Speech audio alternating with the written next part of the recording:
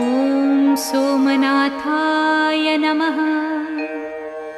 ॐ मल्लिकार्जुनाय नमः। ॐ महाकालेश्वराय नमः।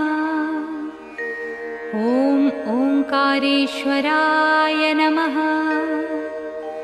ॐ वैद्यनाथाय नमः। ॐ भीमशंकराय नमः। ॐ रामेश्वराय नमः।